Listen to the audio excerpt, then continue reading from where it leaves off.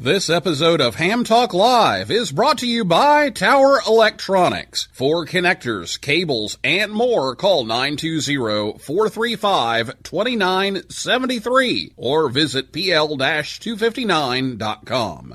It's Ham Radio with Neil Rapp. Here we go. Welcome to Ham Talk Live. Call in, let's talk. Neil's your guy. Ham Talk Live. Here we go on Ham Talk Radio.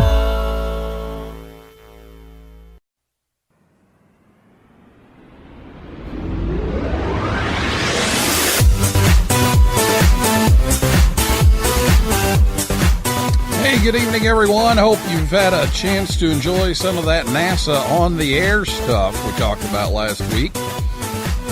But this is Ham Talk Live, episode number 93. Some holiday gift ideas and the Pearl Harbor USS Batfish special event station with Emmett Hohensee III, W0QH, recorded live on Thursday, December 14th. 2017. I'm your host, Neil Rapp, WB9VPG. Thanks for tuning in to this episode of Ham Talk Live. Tonight we're joined once again by Emmett Hohensee III, W0QH, the chief engineer at RadioWavz. And we'll take your calls live in just a little bit. But last week, if you missed the NASA on the air thing, Dr. Rob Suggs, KB5EZ, from Marshall Space Flight Center, and Kevin Zari, KK4YEL from Kennedy Space Center, and Peter Federer, fresh home from Antarctica, KB3GTN from Goddard Space Flight Center. We're here to talk about that year-long NASA on the Air event, and that got off to a start this week. So if you missed that, you can catch that on hamtalklive.com anytime, or you can catch one of the podcast episodes, and you can catch up on that. We upload to Apple Podcasts, Stitcher, iHeart Podcasts, Google Play, TuneIn, SoundCloud, and also YouTube, and some of the other podcast apps pick up from those. So we're on just about everything. You can find us on your favorite podcasting app. So we've got some questions for Emmett already, but if you have a question, you can tweet us at Ham Talk Live, and later on in the show, we'll give you a chance to call in. I'll go ahead and give you that phone number. It's 812-638-4261, 812-NET-HAM1, and you'll be able to call in and ask your questions. So I'll be back right after this word from Tower Electronics right here on Ham Talk Live. This episode of Ham Talk Live is brought to you in part by Tower Electronics. Tower Electronics has been the Ham's dime store since 1978. When you need connectors, mobile and handheld antennas, cables, or adapters, visit Scott or Jill at a Hamfest near you. Or you can order online at pl-259.com or call 920-435-2973. Stock up on those supplies like PL259 and N connectors, SMA adapters, audio cables, soldering supplies, mobile antennas, and ham sticks. Their silver-plated N connectors are even used on the International Space Station. Tower Electronics carries MFJ, Comet, Daiwa, OPEC, Workman, and Ham Pro products. And don't miss their 0% off sale going on now. Tower Electronics, online at pl-259.com, proud to sponsor this episode of Ham Talk Live. Two antennas met on a roof, fell in love, and got married. The ceremony wasn't much, but the reception was excellent. You're listening to Ham Talk Live with Neil Rapp.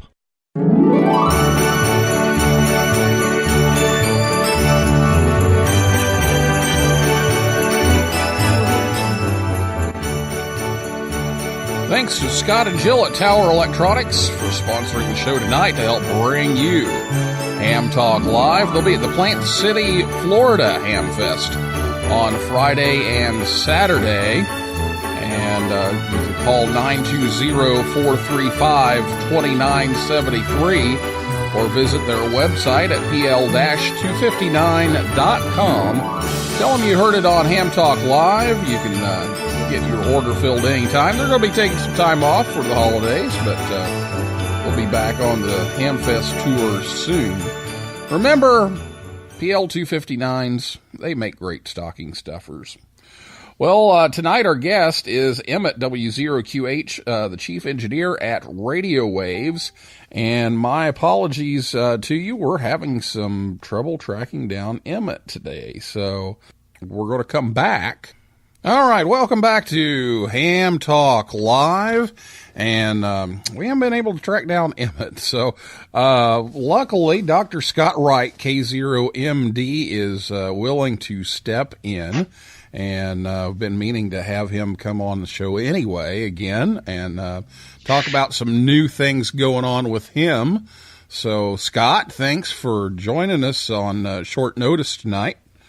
Neil, it's a pleasure to join one of the best podcasts about ham radio on the internet. Thanks for asking me on. Well, I always say that it's got the best music of any call-in ham radio talk show. I agree, and there's nothing like hearing the sound when someone mentions a Baofeng, is there?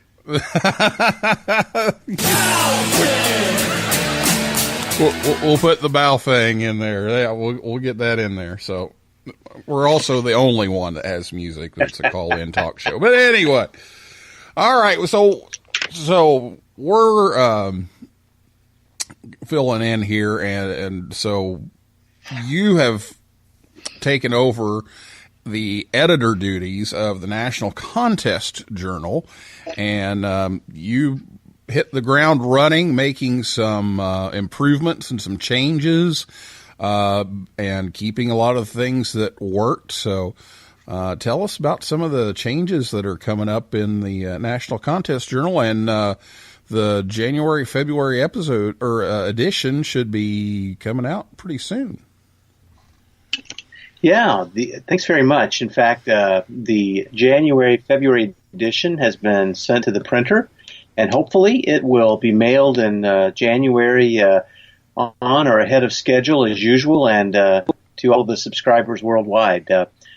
I am greatly honored, really, to be named the new editor of the National Contest Journal, or NCJ for short. Pat Barkey, N9RV, just stepped down as editor, did a fabulous job for 3 years, and there's so many others who before him have done that, who have been guests on your show, Kirk Pickering and Ward Silver, and I think Doug Grant and Randy Thompson and many other people.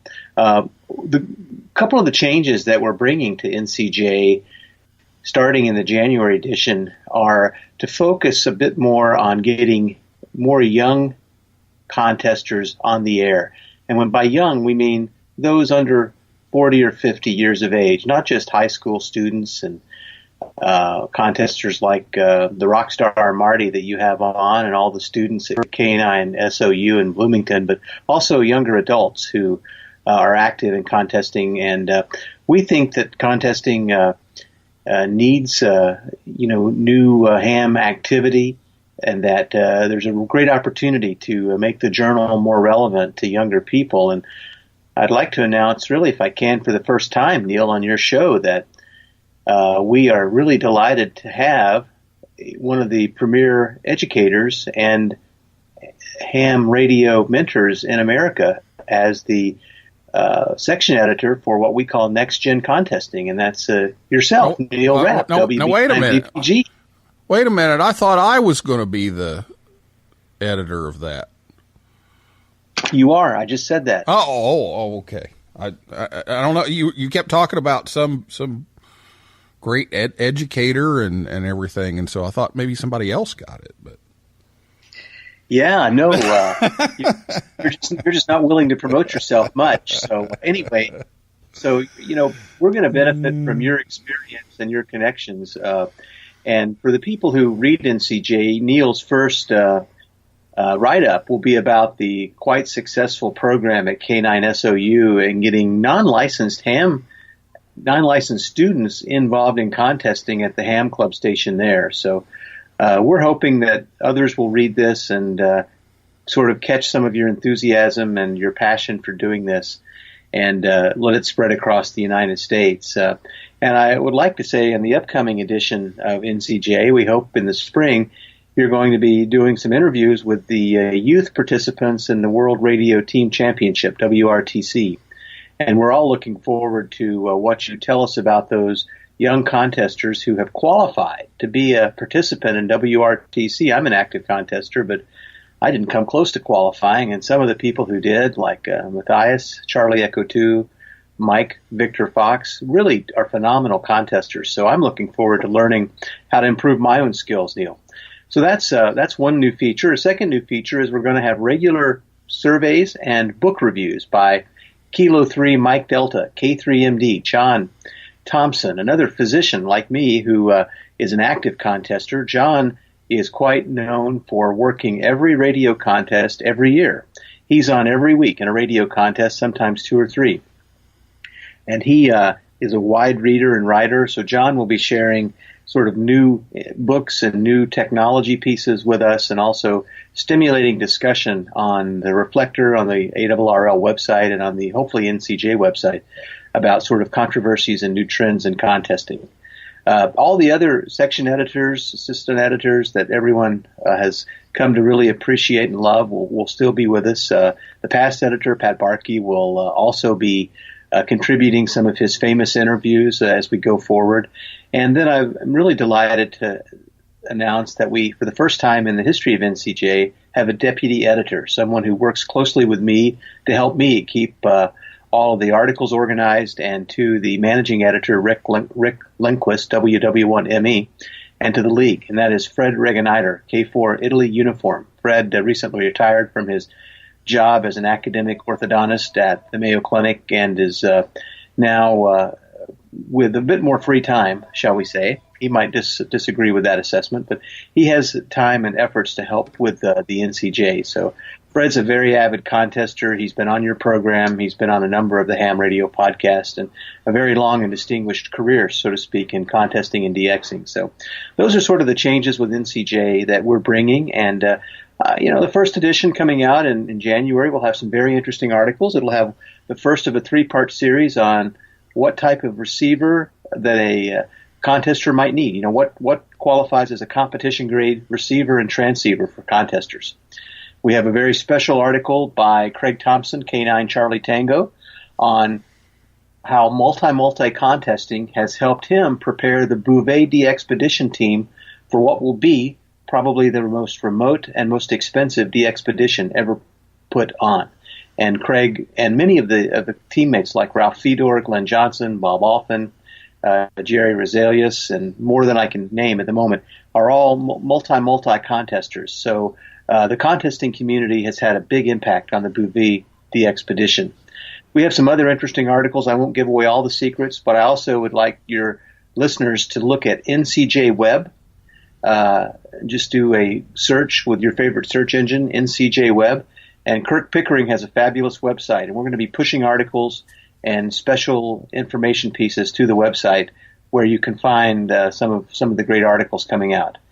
And the last one I'll leave as a bit of a tantalizing end is your good friend K9LA, Carl Lutzelschwab, up the highway from you in Fort Wayne, has a nice article on propagation. What can contesters and others expect in 2018? If any of your listeners like me got on the 10-meter contest, you really wondered if you were working largely a state QSO party, because most of my contacts were within 250 miles of my home, and I only made a couple of DX contacts. I wasn't on for that many hours, but the conditions were really tough and challenging, at least for those of us in the W0 area. So, I read Carl's articles and listen to his webinars all the time on propagation, and really delighted that he took the time and to put together a fabulous short article on what to expect and how to take advantage of current propagation conditions. So it's probably a bit of a long answer, Neil, but you put in your nickel and you got $1 worth of information. There we go. We got it covered. Yeah, I heard some people. I didn't get on the 10-meter contest, but I heard some people talking about the 10-meter contest and saying that they were wondering if their radios were not working properly, because there was no one there. They couldn't hear a thing. Yes, it was like a tough time for 10. It is. It's a tough time. And since we're not even technically at the bottom of the solar cycle, I fear what the 10-meter contest will be like next year. You might actually have more distance on the 2-meter repeater. You never know. Wow. Yeah, it's pretty amazing. We were on 20 this afternoon and trying to do some of the NASA on the air stuff from school. And I mean, 20 was just horrible. It just, we couldn't, we finally did find, the guys in Huntsville, but, we couldn't hear them at all. And, it just looked totally dead on the scope. So hopefully there will be better days ahead. Yes, but I've been reading on Twitter that the K9SOU Club is working some new DX on 20 meters. So while the band propagation may be reduced compared to 2 years ago, your club seems to be doing a fabulous job of picking up some new DX entities. Yeah, we picked up a couple, and we're lucky that Galapagos was coming in real well last Thursday, and so we were able to get that and some others, but we just keep working at it, and hopefully, like I said, there's better days ahead. We were trying to work a couple of new entities today and had zero luck. So you just never know, and that's part of the fun of ham radio is you never know what you're going to get. Absolutely. It's a true adventure because the outcome is so uncertain. That's why it's such an interesting hobby compared to just using Skype or the cell phone to call someone in another country. Well, we're talking with Dr. Scott Wright, K0MD, the new editor of the National Contest Journal. And so if people want to subscribe to the National Contest Journal and get a copy of that, how would they go about doing that? The easiest way is to go to the ARRL website. That's www.arrl.org. And in the search box at the top center, type in NCJ. And then a search will appear, and you can click on the links at the bottom, and then you can subscribe directly from the ARRL website. It's around $25 a year for U.S. subscribers, and a little more for those outside the U.S., but it also ensures that it's mailed to them. And we produce 6 issues a year, January, February, March, April, May, June, July, August, September, October, and November, December. And then the web content is free, or it goes along with the subscription? The web content is free, courtesy of the ARRL and K4RO. Okay, very good. So you can check out some of the articles on the website and check it out and see if that's for you. But we hope that you'll enjoy some of these new things coming to NCJ and a lot of the old standbys that are really good learning opportunities for contesting and ways that you can get better with that. Well, let's take a break, and then we'll come back and we'll talk more with Dr. Scott Wright, K0MD, right after this, right here on Ham Talk Live. The National Voice of America Museum of Broadcasting, located in Westchester, Ohio, just north of Cincinnati, is only 2 minutes off I-75. The museum is the former home of the Voice of America Bethany Relay Station. Tours are now available every Saturday and Sunday from 1 to 4 p.m. Eastern Time. You can see the control room, a 200,000-watt transmitter, and the most comprehensive collection of inventions by the iconic Powell Crosley Jr. Also on display is a huge antique radio exhibit and R.L. Drake's personal collection of most every Drake amateur rig ever made. This is a unique opportunity to see amateur radio in action and have a chance to get on the air from WC8 VOA. Admission is only $5 a person. The museum is located close to historic WLW-AM and tons of shopping and restaurants. Take a trip to the VOA Museum or visit us online at voamuseum.org. All I want for Christmas is a TS990 and to listen to another episode of Ham Talk Live. Join the conversation. Call us on voice with Skype at Ham Talk Live or give us a call at 812-NET-HAM1. That's 812-638-4261. Now, here's more Ham Talk Live.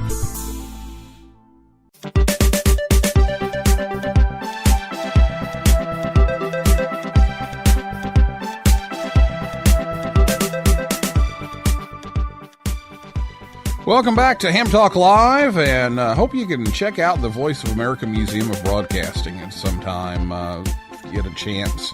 It's a really great place to go. Enjoy getting over there whenever I can. Plan on spending some more time over there soon, so check them out at voamuseum.org. And Ham Talk Live, we're on the air every Thursday night at 9 p.m. Eastern Time right here at hamtalklive.com, and make sure you check us out on Facebook, Twitter, and Instagram. And we post some stuff up there, so I hope you enjoy that as well. So we'll take some calls here tonight if you want to call in about the National Contest Journal and talk with Dr. Scott Wright, K0MD, and myself. That phone number is 812-638-4261, 812-NET-HAM1. Or you can Skype us. We're Ham Talk Live on Skype. And you can also tweet us at Ham Talk Live. So if you want to talk about some contesting tonight, we'll switch to that. And we'll try to get Emmett rescheduled here to talk about the gift ideas and the antennas as soon as possible. So, Scott, I guess one good gift idea, since Emmett's not here to talk about gift ideas for the ham, an ICOM 7610 would make a great Christmas gift, wouldn't it? Boy, it would, Neil. It would. And I know that you and I have both put those requests into Santa. I don't know that he's going to deliver it to my house, but I hope he does to yours. Well, it's looking like everything that we thought it would be, and it'd be interesting to get a hold of one of those and give it a spin. So I hope you can try it out. It'll do that. Yeah, I hope you can try it out at K9SOU. I bet it will just blow the students away with what it can do, especially with the touch screen on the big LCDs that you can connect into the back. I'm really looking forward to hearing how hams and contesters especially like that. I got to use the radio at Dayton briefly at Contest University with the remote VFO control and the VFO knob, and it truly is a 2 VFO radio.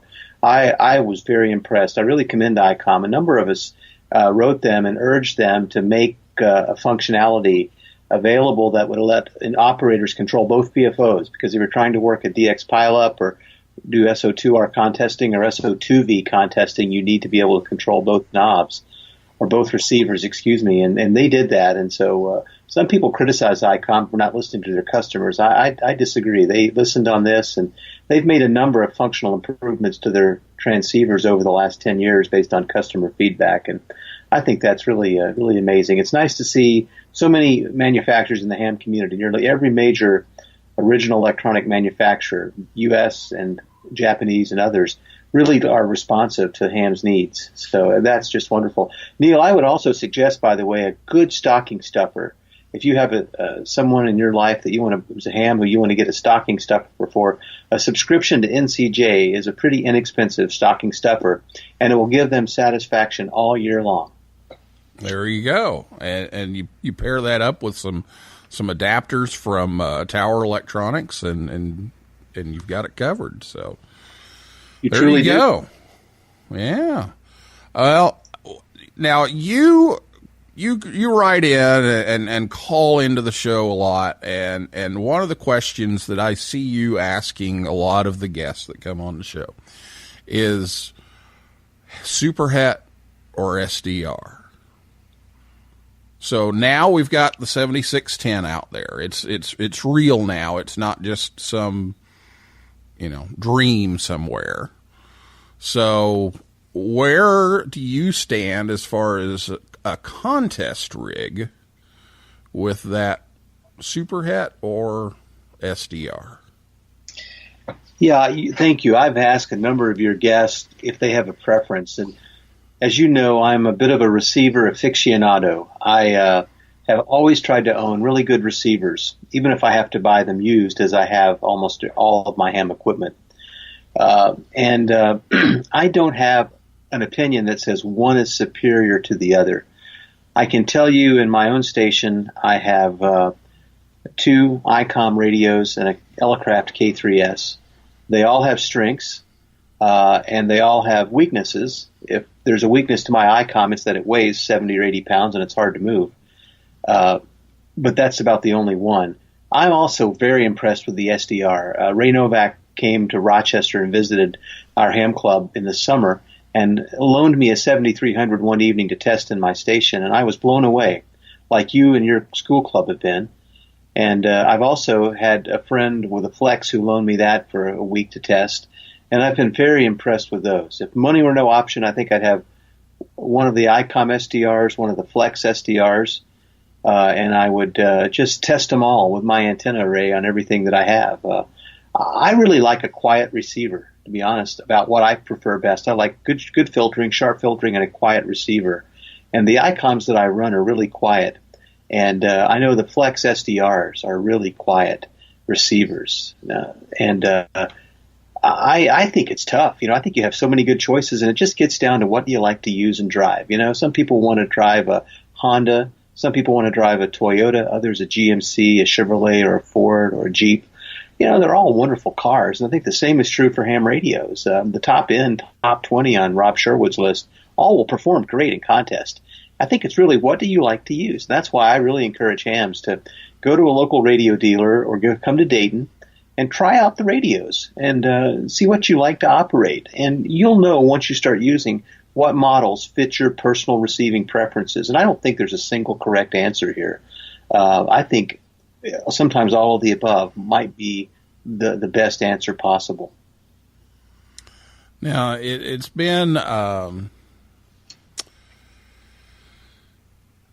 of interesting with the the ICOMs, the SDR in a box coming up, and then then I see that Kenwood with that retro 520 dial on the 990, and it's just it's always been a dilemma, but after using the 7300 and the touch screen and all the bells and whistles on that thing, boy, that just makes you think that 7610 is just that much better. So now I've seen some of ICOM's numbers on that.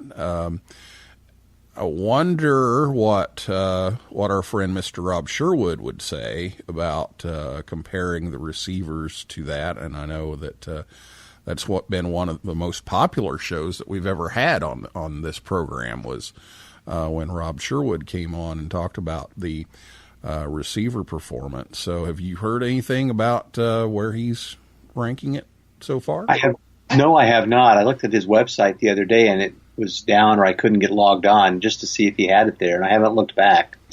I have a friend in Japan, and I won't give you his call sign, but he travels to Dayton every year, and he owns usually serial number 1 of any ICOM radio. He has serial number 1 of the 7850, serial number 1 of the 7610.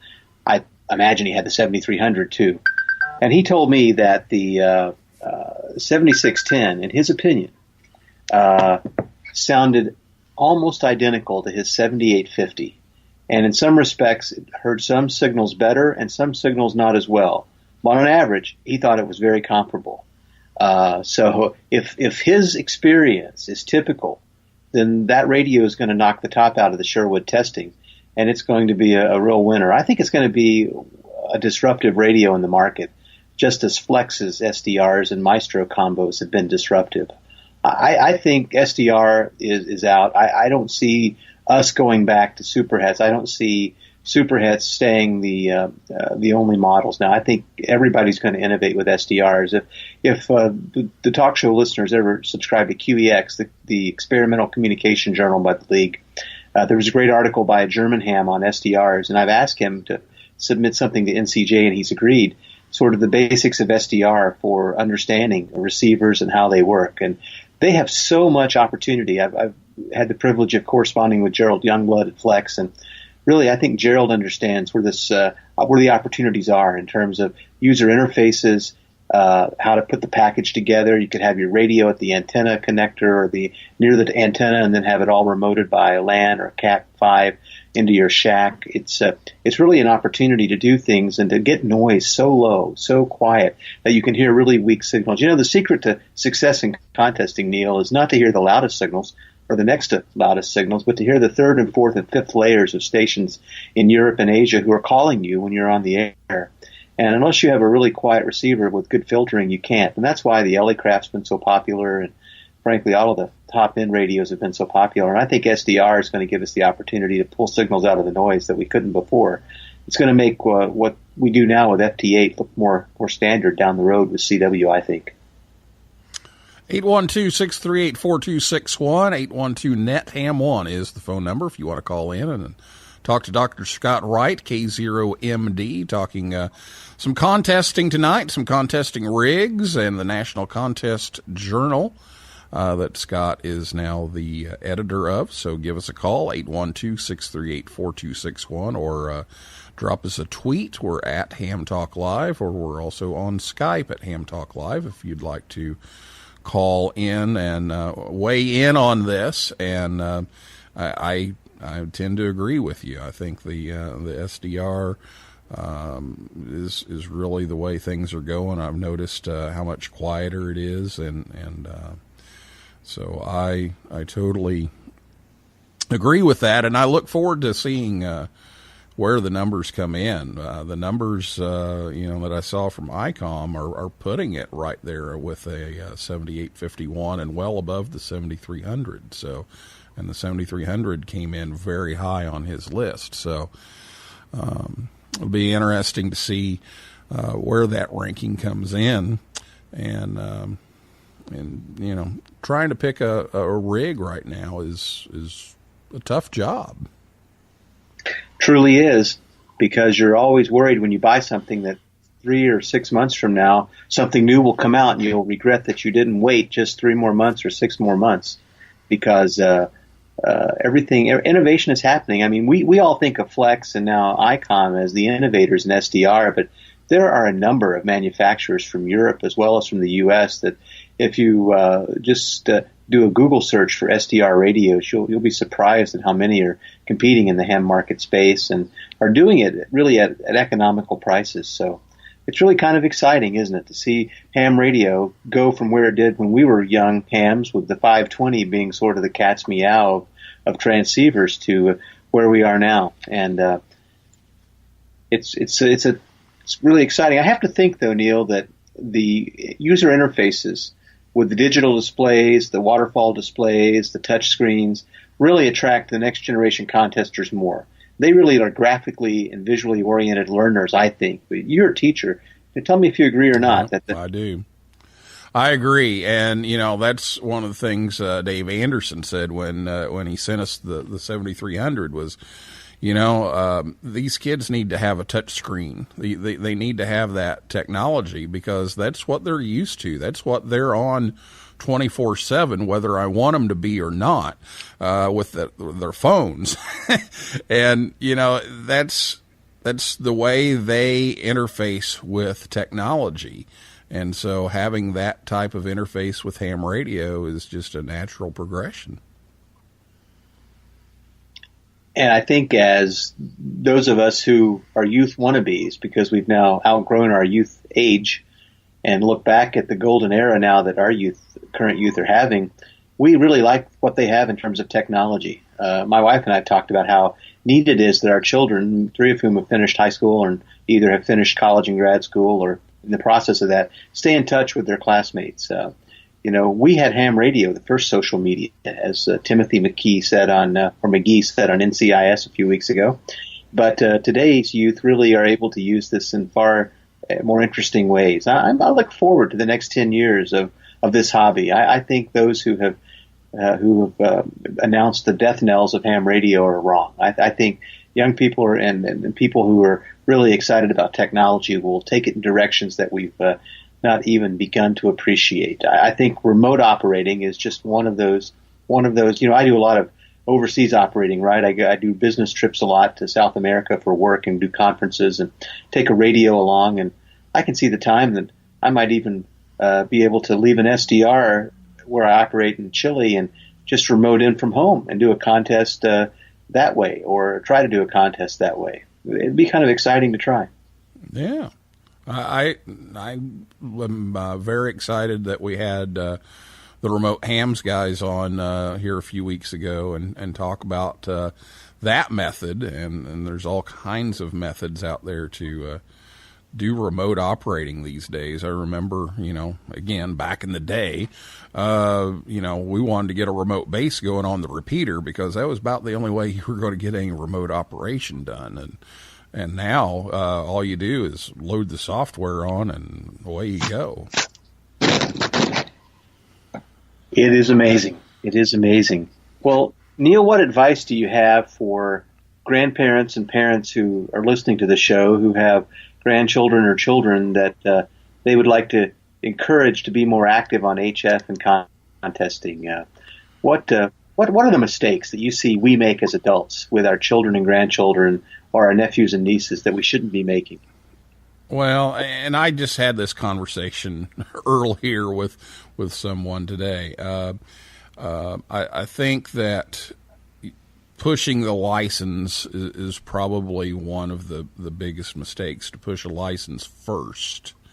I think getting them on, get them contesting, get them on the air DXing, get them, doing what they're interested in. Sometimes it's digital, sometimes it's voice, sometimes it's DX, sometimes it's contesting.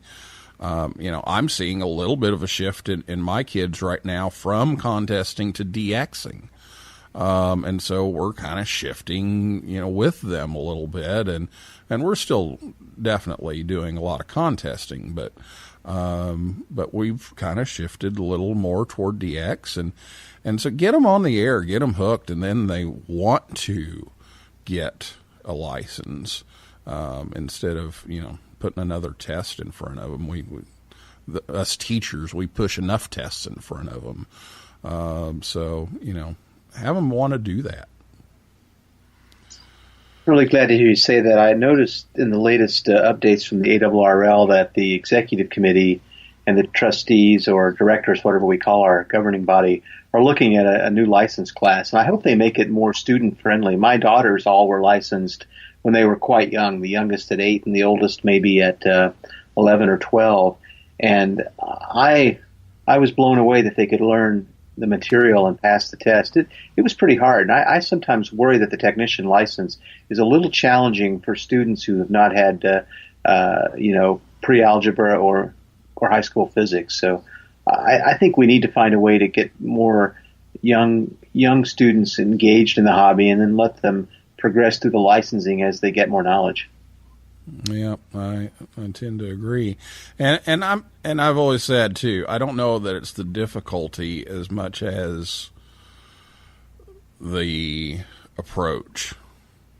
That maybe it's not too difficult, but the approach may not always be real student friendly, and so I think some combination of that could pay off. Well, before we go, Scott, we mentioned WRTC, and we mentioned the article that I've been working on, and finally got in contact with all the youth teams, and we'll be putting that together. But, WRTC is an every 4-year event, and that's coming up in Germany next summer. So tell us a little bit about WRTC and how the people participating in that in Germany will be working, and then how people can work them. Sure, Neil. In every July, there is an IARU contest on a Saturday and Sunday.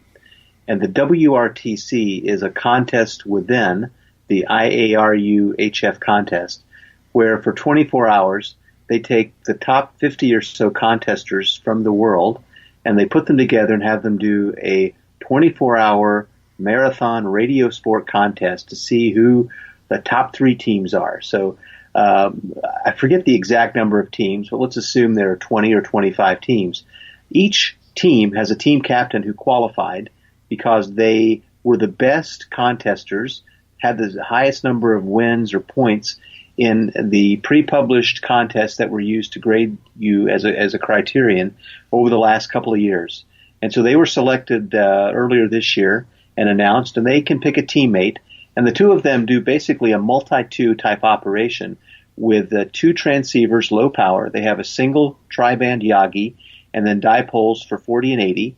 And the goal is to try to work as many stations on as many different bands on sideband and CW as you can during the 24 hours. And it requires a lot of skill. It requires the understanding of propagation, when to change frequencies, going to 10 meters, leaving 10 meters, when to go to the low bands, when to go back to 20, when to look for the skewed openings between Europe and North America. There's a novel written by one of your guests, Jim George, called Contact Sport, and it's just a novel. It's a story, a firsthand description of the WRTC a couple of years ago in Boston, and it's a very exciting read. Even if you're not interested in contesting, you can appreciate the tension, the stress, and the challenges the operators face. So it's really like watching all these teams compete. They're all given call signs. You don't know who they are when they operate. They're given sort of special 1x1 or 1x2 call signs so that you're not sure that if you're working the American team from the central part of the U.S., the West Coast teams, the East Coast teams, the Canadian teams, the Slovenian teams, the Russian teams, you really don't know who they are until the contest is over. So they finish on Sunday morning around 8 a.m., and then it takes about 24 hours for the contest results to be processed by computers, the log checks to be done, and then they announce the winners at a banquet, I think on Monday evening. This year in 2018, the WRTC will be in Germany, near the church, near the city where Martin Luther nailed his theses on the wall at the church. So it's going to be in that part of Germany, near Berlin, sort of south and a bit west of Berlin. And it will draw several hundred people from around the world to come and observe. They have referees, they have press who will be there, and it's a really big event. It takes a lot of money. The German contest groups are organizing to put it on. They've done a phenomenal job. In full disclosure, I've been one of their fundraisers in the U.S. I've helped raise a small amount of money from the Zero Land to help put this on. Well, our local contest club is joined with the Minnesota Wireless Association to sponsor a tent. Other groups are sponsoring tents to promote the sort of the fellowship and friendship of amateur radio. You know, we all have differences on so many angles, and in the current public dialogues between countries and within countries, you begin to think people never have any agreements on anything. But, you know, ham radio sort of transcends that. Doesn't matter what your political or religious philosophies are or anything else. You can sit down and enjoy the hobby together and be friends, regardless of any other differences. And I think that's what this contest really epitomizes.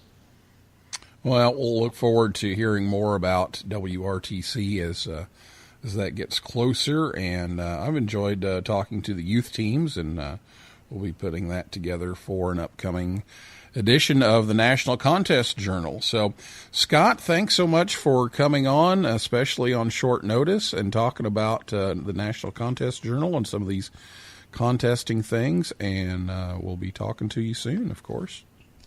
Neil, thanks again. Thanks for letting me talk about NCJ and contesting. I hope some of your listeners will take a look at the journal and subscribe. And also, Neil, let me say thanks again for the time and effort you're putting in as the Next Gen Contester section editor, because really the next generation is where we all need to be investing time and effort. And so you're probably leading the most important effort of all in the journal. Neil, thanks again, and best holiday wishes to you and all your listeners. And the same to you, and thank you for that. And we look forward to seeing some articles submitted for that. So I won't be writing all of them. So we need to get some people to send those in. So by all means, if you have something in mind, let's get it emailed to me, and we'll take a look at it. Well, that's going to wrap things up for tonight. Thanks to my guest, Dr. Scott Wright, K0MD, and everybody out there in cyberspace for listening, and invite you back next Thursday night at 9 p.m. Eastern Time. And if you want to see who's coming up next, just go over to hamtalklive.com, and we update that as soon as we know. So you can check that out over there. So for now, this is Neil Rapp, WB9VPG, saying 7375, and may the good DX be yours.